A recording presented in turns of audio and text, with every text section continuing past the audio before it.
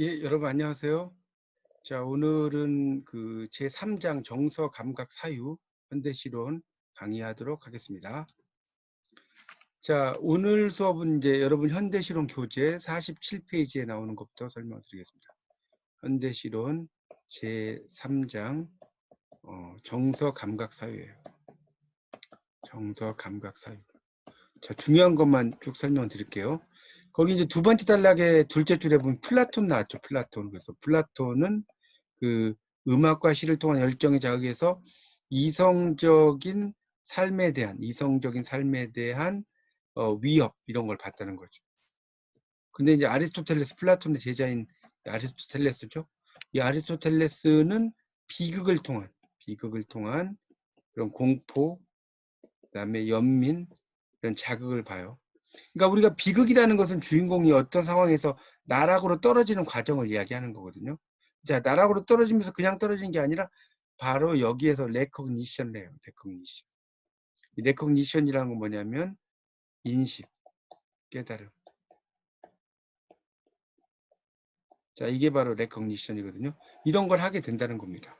그렇게 볼 수가 있겠고, 또 이 아리스토텔레스는 두 번째 단락의 한 여섯째 줄에 카타르시스를 이야기해요. 이 카타르시스는 원래 한자로 하면 정화라고 이렇게 쓰죠. 정화라고 쓰이지만 이게 원래 고대 로마의 설사약이었어요. 고대 로마의 설사약이 이 카타르시스입니다. 그래서 그런 그 카타르시스를 느낀다, 정화 이런 걸 느낀다는 이야기를 알아두시고요. 47쪽의 마지막 단락에 보면 이제 첫째 줄에 예술이 인격 도야에 기여하는 정도에 따라서 이 문학 예술에 대해서 이런 걸 평가된다. 그러니까 예술은 인간의 인격의 도야에 기여를 해야 된다는 겁니다. 그리고 그 47쪽의 밑에서 둘째 줄에 보면 문학이 유발하는 정서는 즐거움뿐 아니라 공포, 연민, 분노, 슬픔 등 다양하지만 모두 악한 것, 어리석은 것, 비합리적인 것을 멀리하고 아름답고 착하고 위대한 것을 받아들인다는 거예요. 그게 이제 문학의 특징이고요. 48쪽입니다. 자, 48쪽으로 가면 거기에서는 이제 그 두 번째 단락의 둘째 줄에 17세기에 발굴된 기원후 1세기경에 수사학자가 나오죠. 이 수사학자는 웅변술사와 같은 거고요.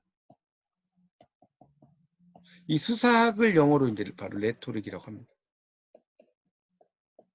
그래서 이제 롱기누스에 져서 승고에 대하여는 우리의 이성이나 판단력과 관계없이 우리의 정신을 황홀하게 하는 글을 숭고하다고 말하고 이런 숭고함을 자극하는 글일수록 위대한 글이다 라고 이야기를 한다는 겁니다.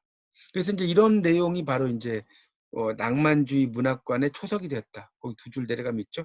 이 초석이라는 것은 기초와 같다라고 생각을 하시면 될 것 같고요. 두 번째 단락의 밑에서 넷째 줄 위로 올라가면 끝에 있죠. 모든 훌륭한 시는 강한 감정이 절로 흘러넘치는 것이다. 바로 워즈워드의 주장이죠. 워즈워드. 그래서 이 워즈워드의 주장인데 이 워즈워드는 뭡니까? 바로 이제 뮤스를 이야기해요. 뮤스라는 것은 시의 신도 되고 음악의 신도 돼요. 자, 시의 신이나 음악의 신이 들어온다는 거죠. 자, 그래서 이 뮤스는 다른 말로 하면 뭘까요? 바로 영감. 영감을 떠올린다. 인스퍼레이션.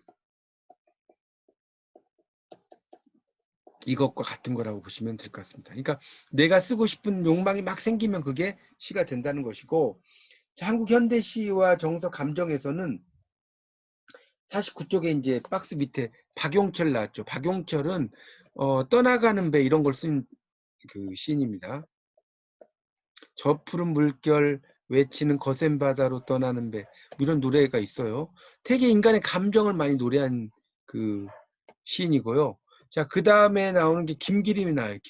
김기림은 그런 그 시의 감정에 거리를 둔다. 자, 그러니까 결국은 주짓이라는 거죠. 자, 49쪽에 박스에서 두 번째 단락의 첫째 줄에 시의 감정에 거리를 둔다 밑줄 쫙 주시고 주짓이라고 써놓으세요. 주짓이.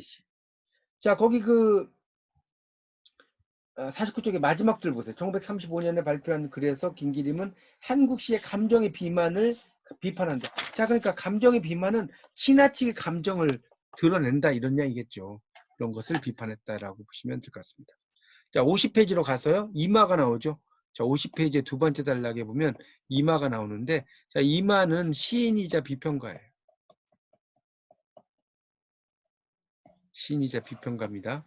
자, 이마는 일종의 그 시의 형태가 단편 서사시라고 하죠. 아주 짧은 서사시를 잘 쓴 시인이라고 보시면 됩니다. 거기 이제 50페이지 박스 바로 밑에 이마는 감정이 문학의 출발점이라고 봤다 밑줄 치세요. 그러니까 이마도 마찬가지로 이 감정을 상당히 중시한 시인이다. 자, 다시 51쪽으로 가겠습니다. 자, 51쪽에 가보면 세 번째 줄에 김소월의 동그라미 있어요. 김소월. 너무 유명한 나오죠. 국민시인. 책으로 고양된 감정. 이 고양은 한자로 높을 고자에 떨칠 양자예요. 높이 떨쳤다는 거예요. 이런 고양된 감정, 특히 이별 후의 슬픔과 좌절, 진달래꽃을 보면 나오죠. 이렇게 이야기를 하고 있다는 거예요. 자, 그 밑에 나오는 박재삼의 시도 나오죠. 박재삼. 이 울음이 타는 가을강도 유명한 시인데, 울음이라는 건 청각이잖아요. 이 박재삼 제목에. 탄다는 건 시각이죠. 청각과 시각의 공감각을 잘 쓴 시인이 바로 박재삼 시인이다. 이렇게 볼 수가 있겠습니다. 시는 여러분 읽어보시고, 52쪽에 보면 나오죠. 첫째 줄에 이 시의 시적 화자는 고향 마을의 산등성에 앉아서 저녁 노을이 지는 강물을 바라보고 있죠. 노을에 물든 강을 바라보면서 친구의 사랑 이야기 떠올리고요. 친구의 사랑 이야기에서 촉발된 감정은 가을의 쓸쓸한 정사 혼융. 자, 혼융은 융합이라고 써놓으세요. 네 번째 줄에 혼융이란 말은 융합이에요. 융합이 된다는 거죠. 그래서 서러움으로 고조된다. 그런 이야기니까 읽어보시고, 감각이라고 하는 것은 이제 우리가 감각, 시각, 청각, 촉각, 후각, 미각 같은 감각을 가리키죠. 자, 53페이지의 세 번째 단락. 현대 철학에 이르러서 이제 그런 이성 중심주의 철학의 틀이 재편성되면서 감각에 대한 연구를 했다는 거예요. 그래서 거기 이제 보면 그 세 번째 단락의 셋째 줄에 메를로 뽕띠라든가 들레주 이런 사람들이 다 감각과 관련된 연구자죠. 넘겨보세요. 자, 그 다음에 이제 한국 현대시와 감각이 54페이지 나오는데, 시에서 감각이 중요한 것은 이미지가 감각의 소산이다. 감각의 그런 걸 이야기. 그래서 감각적 대상의 재현, 육체의 지각에 의해 생성된 감각이 마음속에 재생되는 걸 이해할 수 있다. 그래서 이제 2장의 봄은 고양이로다. A는 B죠. 거기 55페이지에 시 제목이 나오죠. 봄은 고양이로다. 그러니까 봄 이꼬로 고양이잖아요. A는 B죠. 이런 시가 있습니다. 자, 거기 이제 보면 54페이지 꽃가루와 같이 부드러운 고양이의 털에 고운 봄의 향기가 어리우도다. 금방울과 같이 호동그란 고양이의 눈에 미친 봄의 불길이 흐르도다. 자, 55쪽. 고요히 다무르는 고양이의 입술에 푸근한 봄조름이 떠돌아라. 푸근한이라는 것은 요즘 말로 푸근한이겠죠. 날카롭게 쭉 뻗은 고양이의 수염에, 이게 수염이 쫙 뻗어 있죠. 이렇게 고양이는. 그래서 푸른 봄의 생기가 띠논다는 거죠. 그래서 이 봄이라고 하는 것을 이 고양이의 그가 촉발하는 다양한 감각들과 연결시켰다. 이렇게 보시면 되겠습니다. 그런 내용으로 이해하시면 돼요. 그렇게 좀 정리를 하시고요. 그 다음에 사유라는 건 생각이죠. 사유. 자, 57쪽으로 가보겠습니다. 57쪽의 세 번째 단락. 하이데거가 나오죠. 하이데거.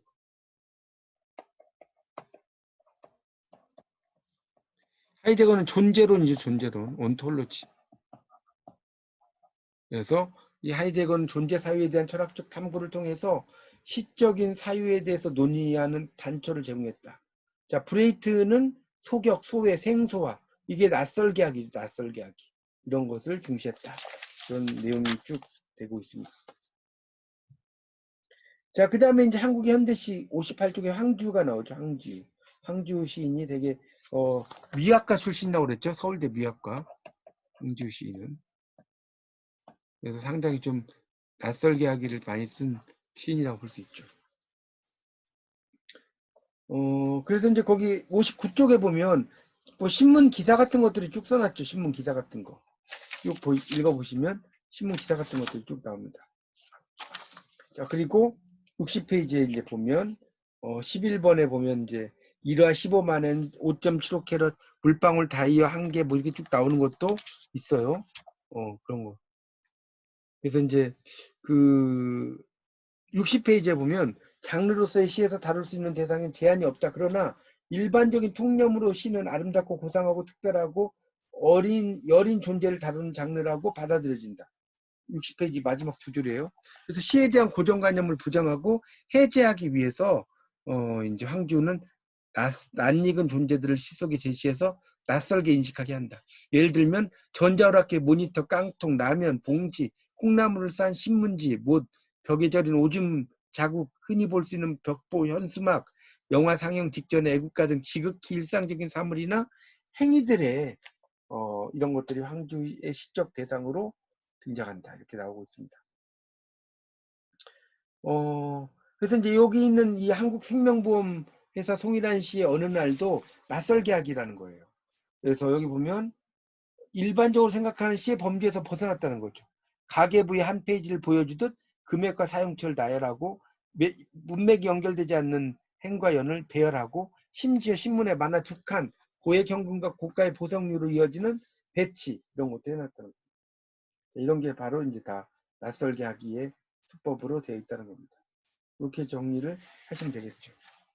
자, 이렇게 해서 이제 오늘 수업은 마치고요. 다음 시간에 제4장 2부의 시와 시인과 화자에 대해서 강의를 하도록 하겠습니다. 자, 감사합니다.